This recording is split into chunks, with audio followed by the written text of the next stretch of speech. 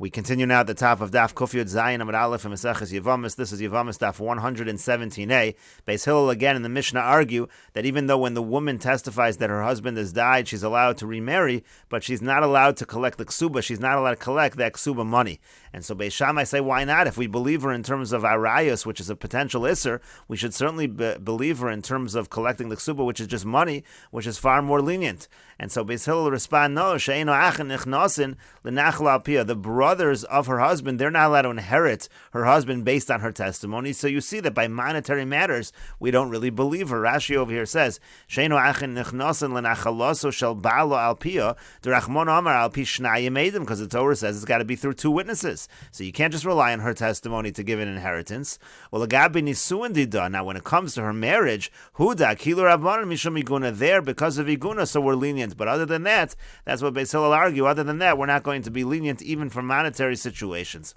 Amru lahem Beis Shammai. So Beis Shammai respond to Beis Hillel, v'alumi sefer ksuba nilmod shu kosev law. From the ksuba itself, from that document, you should learn. Because what does he write there in the ksuba? He writes, shemti nasi lacher, that if you marry someone else, titli masha kosev lechi, then you should collect your ksuba money. And so therefore, if her testimony is enough to let her marry someone else, it should be enough to let her collect the ksuba money. V'chazru Beis Hillel lahoros kedivrei Beis Shammai. And the Mishnah concludes that Beis Hillel, again, they retracted and they issued the ruling like Beis Shammai. And the Gemara says, Amar Rav Chisda says, Nesiyavma, let's say she testifies that her husband died, and then she does Yibum, she didn't have children, so she marries her brother-in-law. The halach is Yevama nichnas lenachal al piyah. So the brother-in-law, he's able to inherit his brother based on her testimony. She testified that her husband died, and now this brother-in-law, the husband's brother, is able to inherit his property. And the Gemara continues, Heim darshu medrash ksuba, anu lo nidrash medrash Torah. This is Rav Chisda saying they, meaning Beis Shammai, they darshan the text of the ksuba in order to allow her to collect the ksuba. So we can't darshan from the Torah, meaning I can darshan this halacha that I'm saying that the Yevama gets to collect the inheritance of his brother based on the psukim in the Torah, because the pasuk says, Yokom al shem achiv amar achmana. It says that he's going to establish on the name of his brother, meaning this brother-in-law is carrying on the name of his brother. That's exactly what he did by marrying the Yevama. So he's carried on the name of his brother, and therefore he's also going to inherit his brother. In other words, the idea is the two things are linked. When he performs the Yibum, that's when he gets to inherit his brother. And the Gemara continues, Amar Rav Nachman says, Basa lebezdin v'yamra. Let's say she comes to Bezdin and she says, Meis bali hatiruni lihinase. My husband has died, let me remarry. Matir nosa lihinase. We allow her to remarry. V'nosnin la ksubas. And she gets the ksuba as well. However, if she says, Tanuli ksubasi, let's say she comes to Bezdin and she says, my husband has died, give me the ksuba. Af lihinase in matir nosa. We don't even allow her to remarry. My time, what's the reason? I died to the ksuba asi, because it's clear from her words that all she's really thinking about is collecting the ksuba money, and so therefore we do not believe her, we do not allow her to get married. And the Gemara continues, they had the following question, Hatiruni lihinasi utanuli ksubasi. Let's say she says both. Allow me to remarry and also give me my ksuba. Mahu, what's the halach in that case? Kevan damar ksubasa, since she's mentioned the ksuba daita the ksuba sai, it must be she's really coming because she wants the ksuba.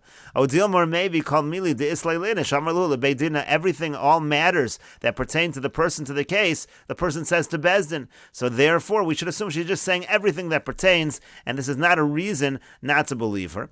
And if you will say kol mili de islaylinish amarlula beidina, that people say everything that's relevant when they come to court. How about the following case? Tanuli ksubasi v'tiruni li nasi. Let's say she reverses the order. She says, give me my ksuba and allow me to remarry. Ma, what's the halach in that case? So here certainly she's coming and thinking about the ksuba when she's reporting to Bezdin. Odilmor maybe hoel yada, but my mishtar yateko, since she doesn't really know what allows her, maybe she thinks that it's the collection of the ksuba money that actually allows her to marry someone else. And the Gemara says, Teku, we leave this as a question. And the Gemara continues with the Mishnah, all people are believed to testify on her behalf that her husband has died, chutz, except for the following individuals: Mechamosa, her mother-in-law, Ubas Chamos, and the daughter of her mother-in-law, Vitzarasa, and her co-wife, V'yevemta. The Yevemta refers to the woman that's married to her brother-in-law, Ubas Bala, and also the daughter of her husband, meaning to say her stepdaughter. Ma bein get lemisa, and the Mishnah says, what's the difference between get and misa? Meaning to say that by get, all of these women are believed, whereas when they're testifying that her husband died, they are not believed. And the difference is shaksav mochiach, because by get, there's actually a get in front of us. There's a document in front of us, and that serves as evidence to what they are saying. So therefore, they're believed, even though they're not believed when they say that the husband has died. Rashi over here says, V'yevemta eishes Yevama, again, that's the wife of her brother-in-law. And Rashi says the reason for all of this. V'taima dekulu, mimnesha sono so miskavnos lakalkala. All of these women, they hate her and they're trying to mess her up, and that's why they're not believed. Why do they hate her? So Rashi explains, Chamosa so nasa, her mother-in-law hates her. Shomer is believed because she says to herself, Zutochal kol yagia v'amali. This woman over here, she's going to get to consume all of the work that I put in and all of the effort by marrying my son.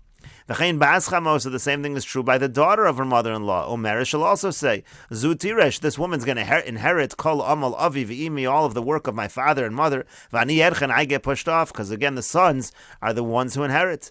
V'yevemta yira shemasofa liosaras, and now the wife of her brother-in-law, she's afraid that one day she might become her co-wife, because what's happening here is if there's ever a situation of yibum, they're going to end up being co-wives, so she hates her. Uvas bala, and the daughter of her husband, meaning to say her stepdaughter, she says, oh, this lady over here, she's coming and replacing my mother, and she gets all of the work of my mother, she gets to consume it, she gets the benefits. And then the Mishnah said, Ma bein get lemisa, what's the difference between get and misa? The Amar be'perak beis de gitin, because it says in the second parak of gitin, Afan noshim she'ein ne'monos lomar meis bala, even women who are not believed to say that her husband died, which is exactly what our Mishnah is talking about, ne'monos lahavi gita, they are believed to bring her get, mi medinas hayam, from medinas hayam. Now the halach is when you bring a get from medinas hayam, you also have to testify and verify that that get is kosher. Now even though we're relying on them when they deliver the get, that's because they have to say that we saw it, I saw it written, I saw it signed. So why are they relied upon in that case? Because the document itself serves as evidence for samchinon ikar achsav, and really we're relying on the document, we're not really relying so much on their words. And the Gemara says, they had the following question, what's the halacha by the daughter of her father-in-law? Meaning it's not the daughter of her mother-in-law, but it's the daughter of her father-in-law. Does she also hate her or not? Do we believe her or not? And the Gemara explains the question. Time of the bas chamosa, the reason why the daughter of her mother-in-law hates her is mishum deiko ima de sanyula hinami sanyula, because since her mother hates her, so she also hates her. V'hachaleko ima de sanyula, over here by the daughter of her father-in-law, as opposed to the daughter of her mother-in-law, there is no mother that hates her, so she doesn't hate her. Odilmer maybe time of the bas chamosa, the reason the daughter of the mother-in-law is not believed, and the reason why she hates her is damra kachla legirsana de ima. The reason is because she says, look, this woman is eating the food of my mother. She's profiting, so to speak, by marrying my brother. She's profiting off my mother's food. She's taking it. Hachanami here also. She's going to say, this woman over here is eating the food of the house of my father. So again, the question of the Gemara is, what is the halacha? Let's say the daughter of her father-in-law comes along and testifies that her husband dies. Is she believed or not? Does she hate her or not? And the Gemara says, Tashma, come in here the following proof. Hakol ne'emonim laha'ida chutz mechamesh nashim.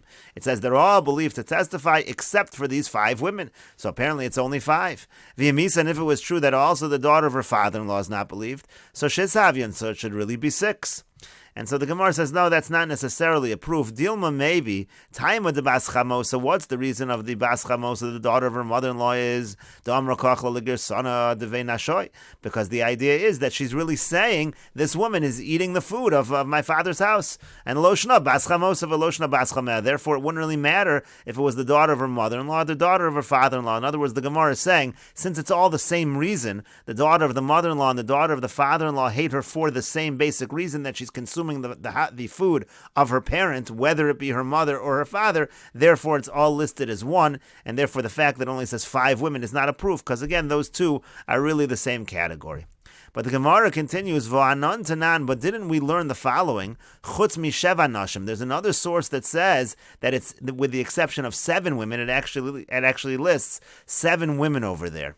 And so the Gemara says, no, that's not really going to be a proof at all. The Gemara initially is thinking, well, 7 women, one of the additional women must be this case, the daughter of her father-in-law. The Gemara says, no, I hear Rabbi Yehuda, that Bryce over there is actually the opinion of Rabbi Yehuda, who adds an additional 2 women. The Tanan, as we learned, Rabbi Yehuda mosif af eishes av v'hakala. Rabbi Yehuda adds other women that hate her might be the wife of her father, and also it might be, let's say, her daughter-in-law. Those 2 women also hate her.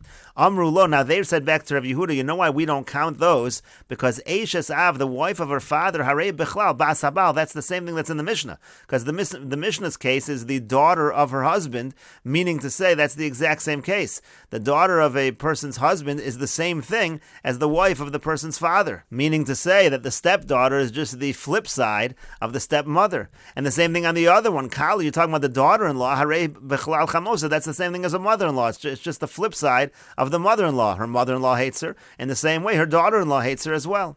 And the Gemara says, no, Rabbi Yehuda will respond, that's not true. It's for different reasons. I understand the mother-in-law hates the daughter-in-law because she's saying she's consuming my food. But the daughter-in-law, why should she hate her mother-in-law? And Bishlama Bas Habal, I understand the daughter of her husband, meaning her stepdaughter, because she's going to hate the wife of her father, because she's saying, oh, you're eating up all of the food of my mother who was originally married to this man, and now you're married to this man. You're talking about the stepmother, so she hates her stepmother. But if you're talking about the other way around, meaning to say the wife of the person's father, so why should the wife of the person's father, why should she hate the daughter of her husband? In other words, we understand why someone might hate their stepmother, but why should you hate your stepdaughter? And so therefore, elamai mosef tarti, rather, what are we adding two for? Meaning to say, what is the reason why Rabbi Yehuda adds these two cases? It's for different reasons altogether. Elakala maitai masani lachamosa, why is it that a daughter-in-law hates her mother-in-law? The megala livna called Davda, because she's going to tell her son everything that she's doing. Meaning the daughter-in-law hates her mother-in-law because the mother-in-law is going to talk to her son too much and reveal too many of the secrets.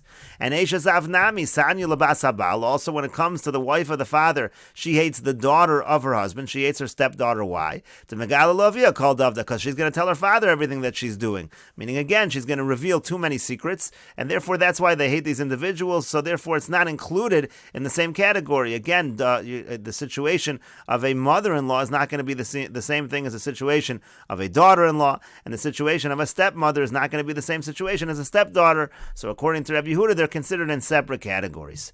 But the Gemara continues, V'Rabbanan. What do the Rabbanan respond to Rabbi Yehuda? They say, no, it's like the pasuk says, Kemayim hapanim lepanim, like water reflects one face to the other. Kain leiv ha'adam la'adam, so too is the heart of man to man, meaning it's reciprocal. If the mother-in-law hates the daughter-in-law, so then the daughter-in-law, that's going to cause a hatred of the daughter-in-law to the mother-in-law. It's all the same thing. Same thing if the stepdaughter hates the stepmother, so then the stepmother's also going to hate the stepdaughter. And the Gemara continues with Rabbi Yehuda. Rabbi Yehuda says, no, that pasuk has nothing to do with that idea. Hahi b'divrei Torah ksiv. That pasuk actually refers to divrei Torah. Rashi over here says, b'divrei Torah ksiv, lefi panim v'leiv shatanosin l'Torah. What that pasuk means is, according to the amount of heart that you put into the Torah, livcha omid lach l'hamid girsa, im yagataba, if you work hard in Torah, timsa, then you will succeed. Im lo yagata lo timsa, if you don't work hard, you won't succeed. L'shnachrin, another way of understanding what it means b'divrei Torah, im rabo mazbir lo panim hu ma'achim. If his Rebbe shows him grace, so then a person will be wise. But if a person is not, if his Rebbe doesn't treat him in that good fashion, so then he's not going to gain the wisdom from his Rebbe. It's got to be kamayim hapanim lepanim, kein leiva adam la'adam. And the Gemara continues, Amar Rav Acha bar Avia. Rav Acha bar Avia says, Boim v'bar Rav. They had the following question in the West. What if it's going to be her mother-in-law, not her current mother-in-law, but somebody who could be her mother-in-law, meaning to say, if she gets into a situation of yibum, let's say her husband dies, and she marries her husband's brother, so then the mother of that brother, let's say it's a different mother, so it's a potential future mother-in-law, does she also hate this woman? Is she thinking that maybe this husband will die, and then she's going to marry the brother-in-law, and then I'm going to be her mother-in-law, and therefore she hates her? Or maybe that is not the case, and we'll continue with this discussion in the next video on Daf Yud Zayin Amud Beis.